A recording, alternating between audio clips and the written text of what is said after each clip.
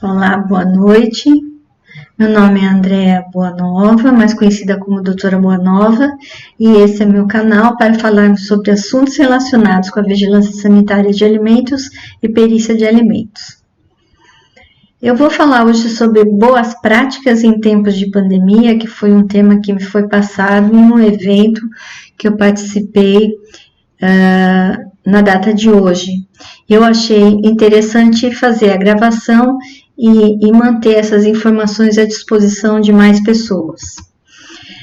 Quando se fala de boas práticas, são assuntos que no meio nos setores de alimentação, nos serviços de alimentação, sempre foram recomendados pela legislação sanitária e, na verdade, foram recomendados em qualquer atividade de produtos e serviços de interesse da saúde.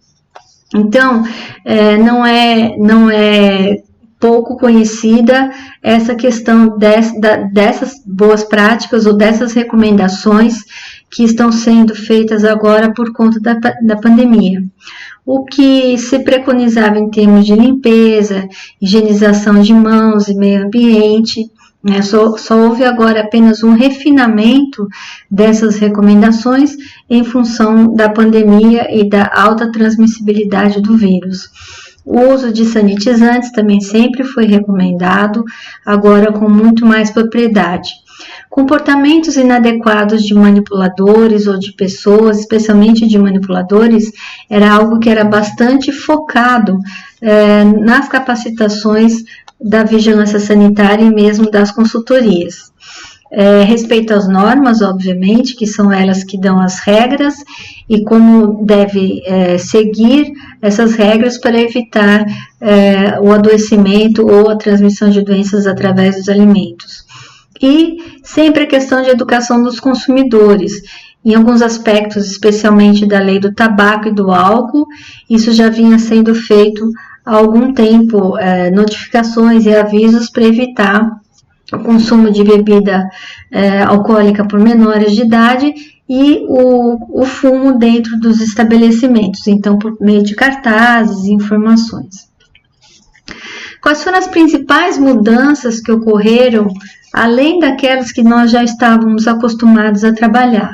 Então, a questão do conceito do uso da máscara. Então, em algumas legislações sanitárias, era vetado o uso da máscara em ambientes de manipulação. Em algumas outras legislações, havia uma recomendação para determinados momentos da manipulação.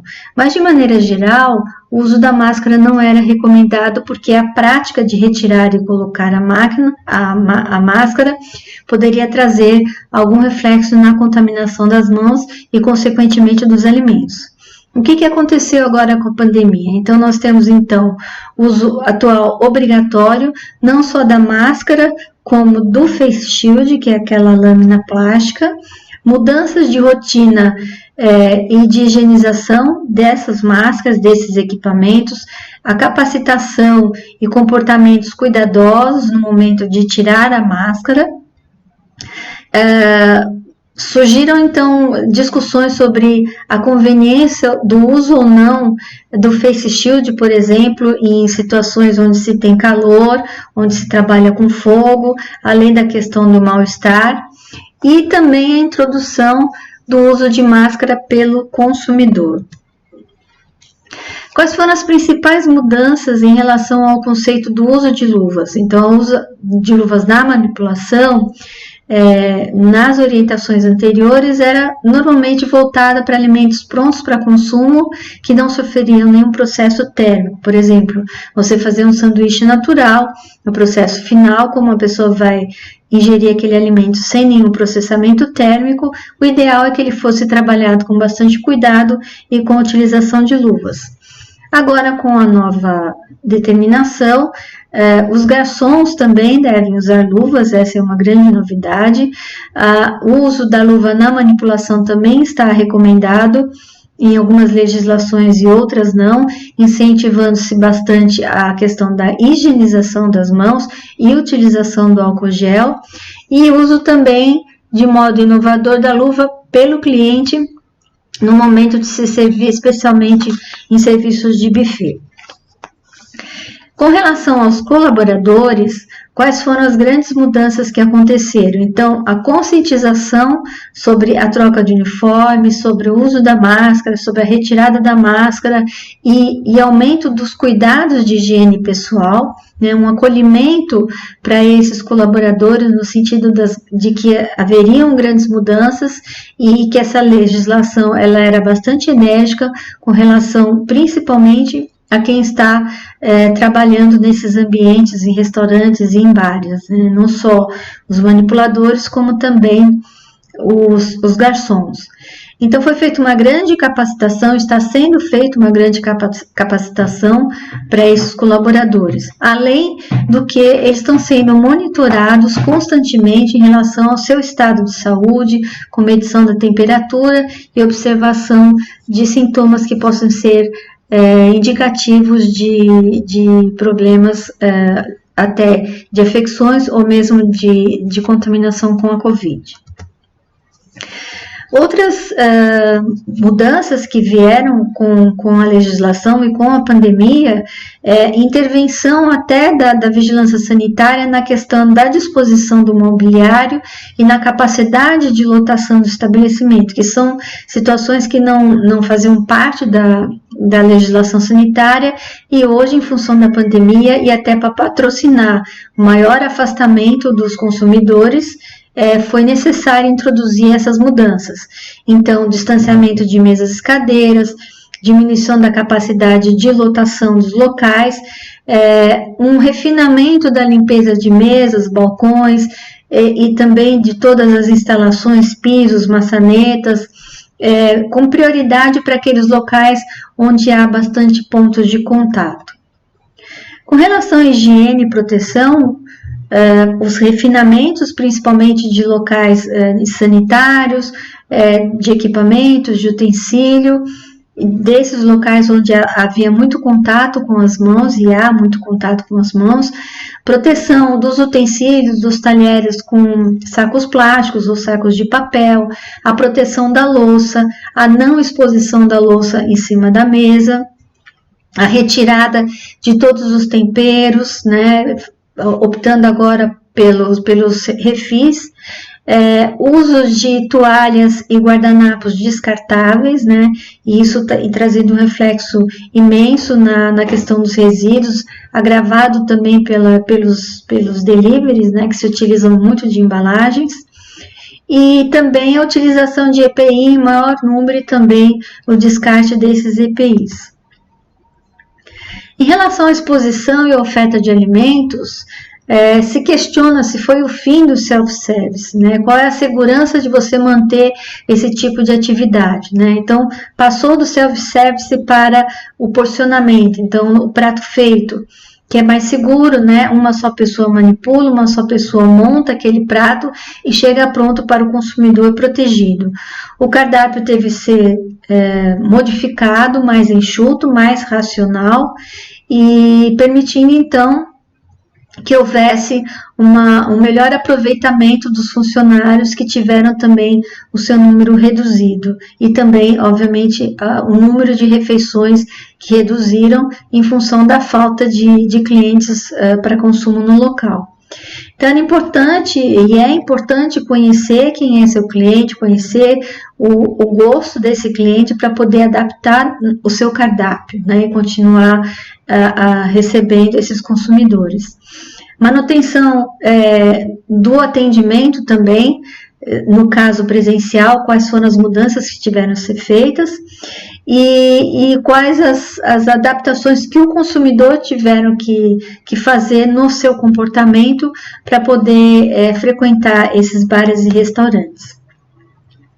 Com relação aos empresários, que a gente viu que eles precisaram muito de orientação especializada, de consultorias, alguns tiveram dificuldade da aceitação da necessidade do novo tipo de comercialização de alimentos, tiveram que fazer altos investimentos em vários segmentos dentro da sua atividade. Houve um descontentamento geral com essa questão de limitação de horários e de limitação de capacidade de lotação, E obviamente que tudo isso também agravado pela diminuição de renda em função do fechamento desses estabelecimentos por um longo período. Quais foram os principais investimentos que foram feitos? Então, vários tipos de tecnologias que envolveram os serviços de entrega, os sistemas de cardápio, os sistemas de higienização, os totens de higienização, os totens com álcool gel, a própria comunicação visual para os clientes, né, em termos de use a máscara, cuidado, afastamento na fila, enfim. Implantação de serviços de pagamento eletrônico, dando preferência para o pagamento com cartão por aproximação. A necessidade de fazer convênio com empresas de delivery, grandes empresas, né? Muitos não conseguiram manter apenas os seus funcionários, tiveram que terceirizar esse tipo de serviço, com todas as responsabilidades que isso pode acarretar. O investimento em mídias sociais e propaganda digital para tentar manter minimamente os serviços nos locais, especialmente os delivery, o cardápio digital, o cardápio plastificado e a capacitação dos colaboradores, dos próprios colaboradores, então, que passaram a executar outras funções, como, por exemplo, a entrega pelo sistema de delivery. Para as consultorias foi um enorme desafio, né? Embora muita coisa fosse bastante costumeira para os serviços de consultoria, a adaptação à nova legislação que surgiu, ela conflitou com práticas antigas que foram recomendadas por lei. Elas precisaram ter bastante agilidade e efetividade nas suas orientações na implantação dessas novas determinações. Isso causou uma grande insegurança devido a essas mudanças abruptas, e insegurança sobre o que fazer, como a vigilância ia encarar determinados comportamentos. A própria adesão das empresas, algumas resistentes à orientação dessas recomendações, né, a aceitar essas recomendações por parte das consultorias, e muitas consultorias que tiveram dificuldade de receber o seu pagamento por esse serviço, e mesmo alguns empresários com dificuldade para contratar esse tipo de serviço nesse momento de crise. Agora, o que mais me impressionou durante esse tempo é que realmente nós tivemos dois perfis de consumidor, né? Aquele que respeitou a legislação, que procurou proteger o próximo, né?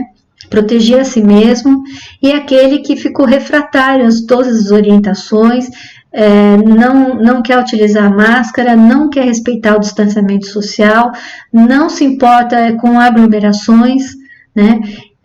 Quando tem que fazer o agendamento prévio, se revolta porque não está acostumado a fazer isso. Tem que ter outras posturas diferentes no relacionamento com os garçons ou mesmo com os atendentes. Então, o que a gente percebeu é essa falta de compromisso e a falta de empatia de muitos consumidores. E a gente pode ver que grande parte dos conflitos que estão acontecendo em função dos consumidores. Então, a consultoria está fazendo a sua parte, os empresários estão fazendo a sua parte, a vigilância sanitária e o governo fazendo a sua parte, e alguns consumidores meio que boicotam esse trabalho todo com comportamentos inadequados. Então, para isso tudo dar certo, é preciso de integração. Então, a integração do governo, integração da consultoria, do empresário, do consumidor. Se todos esses elos permanecerem coesos, a gente vai chegar ao sucesso. Vai ter que ter paciência, a situação só vai melhorar com a chegada da vacina. Enquanto isso, os comportamentos vão ser limitados e as pessoas têm que respeitar essa questão do distanciamento social, do uso da máscara e realmente ter respeito com o próximo. Muito cuidado com o próximo, né? Então, suas atitudes erradas podem refletir na saúde de uma criança, na saúde de um idoso, um pai de família. Então, o motivo de eu fazer essa gravação hoje foi para chamar a atenção dos consumidores. Os conflitos com fiscais que estão acontecendo, conflitos com os policiais, são todos causados por consumidores. Eu não vi, salvo raras exceções, o empresário mesmo revoltado, mesmo com todas essas limitações, você não vê nenhum tipo de manifestação de agressividade com o fiscal e nem com a polícia por parte dos empresários, é sempre por parte do consumidor. Qual foi a maior lição que ficou então da pandemia e que vai permanecer para o resto de nossas vidas, né? As nossas fragilidades foram afloradas, né? A gente percebeu que no Brasil nós temos vários problemas a resolver, porque as pandemias vão e voltam, né? Hoje a pandemia está começando a ficar controlada, daqui a alguns anos pode ser que venham outras, né? Mas o que ficou claro para a gente? Que nós temos problemas sérios com serviços de saúde pública, nos hospitais, nas UTIs, na atenção básica, que o corpo de fiscais é muito reduzido, houve falta de capacitação, houve falta de treinamento, houve agressividade com esses fiscais, faltou recursos para a ciência, então nós precisamos buscar suporte e apoio em outros países, né, com outras nações, para poder conseguir desenvolver a nossa vacina com a ajuda da tecnologia chinesa aqui no Brasil e outros tantos países que estão aí desenvolvendo as suas vacinas, sempre com alguma colaboração entre as nações. A falta de igualdade social também aflorou, né? Então a gente percebeu o quanto foi mais afetado a população mais simples, né? Aquela população que vive em situações de aglomeração, muitas pessoas morando junto, e isso tudo é reflexo de uma situação social bastante desigual, e principalmente a falta de educação da população, né? Não posso generalizar aqui, a maioria realmente respeita, mas basta uma pessoa não respeitar para colocar por terra todo um trabalho de uma equipe, de um governo ou de um empresário, né? Tanto é que quando o consumidor é pego sem a máscara, quem vai ser autuado é o empresário. Então o empresário acaba pagando pela falta de educação do consumidor. Então, a minha maior mensagem aqui é para os consumidores, né? Por favor, respeitem as regras, respeitem as normas, respeitem a você e respeitem ao próximo. Gente, é isso, muito obrigada. Se vocês gostaram, curtam, postem em comentários aqui, sugiram novos temas, que eu estou aqui para trazer informações e compartilhar com vocês o conhecimento e conseguir também aprender com vocês, tá bom? Um beijo e tchau, tchau.